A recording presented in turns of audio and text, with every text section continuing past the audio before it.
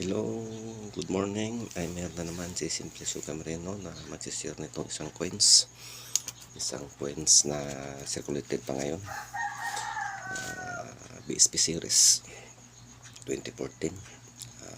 Piece value 5 piso.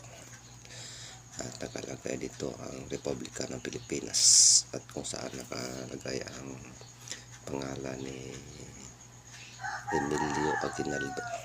Yan po, Emilio Aguinaldo. Baka mayroon kayo nito, magtabi-tabi na kayo dahil ito po ay pawala na sa sirkulasyon dahil nagpapalit na po tayo ng coins. Pinapalitan po ito ng coins na may pinapagawa na po ang bagong nakaraang administrasyon na 5 piso coins. Kaya ito po ay pawala ng sirkulasyon. Kung mayroon kayo ito, magtabi-tabi na kayo para naman po mayroon kayong coins na mahawakan na kung anong taon. Dahil po ito ay pawala na sa sirkulasyon dahil may pinapagawa na po ng bago sa panahon ng administrasyon. Ito po ang coins na ito ay pinapagawa po ito ni Pangulong Noynoy Benigno III. Ito na coins 5 piso. Kung mayroon kayo nito, magtabi-tabi na kayo para naman po may bigay kayo kung may maghanap ng coins na kagaya nito. Dahil habang tumatagal na hanapin ito ng mga kolektor. Kaya kung sakaling mayroon kayo,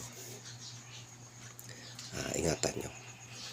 Tingnan natin ang kanyang likuran. Tapos naman tayo sa kanyang harapan. Ang kanyang kapal ay hindi natin masabi dahil wala tayong panukat kung ilang mm siya. Dito ba yun sa mga 5mm o 6mm o 7mm. Andyan siya. Ito po ang kanyang likuran kung saan nakalagay ang Bangko Sentral ng Pilipinas at nakalagay kung kailan siya ginawa noong 1993. Meron siyang mga iwan ko kung anong ibig sabihin nitong pang itong mga nakalagay dito na guhit-guhit. Ito po nakaseld. Ito po ang gear. Naman pahiwatig ito ng ating ekonomiya na tumatakbo ang ating economics dito sa Pilipinas. At ito naman po ang ating sign ng watawat ang ating flag o watawat. Natawat natin itong isang araw, 3 bituin. Itong 3 bituin ay ito po ang Luzon, Visayas, Mindanao, at itong araw ito ang Pilipinas. Yan po ang pinpahiwatig nitong nakalagay dito. At ito na po ang ating mga tanawin. Ito po ang lake ba ito, Laguna o ito ang ating Mount Apo, Mount Payon ba ito. At ito po ang isang araw na papahiwatig na tayo'y sumisilak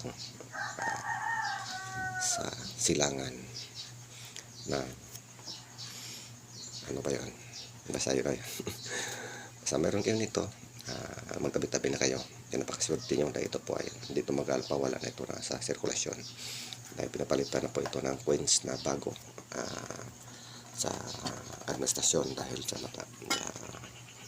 sa bawat administrasyon magpagawa sila ng coins kagaya nitong sa administrasyon ni Pangulong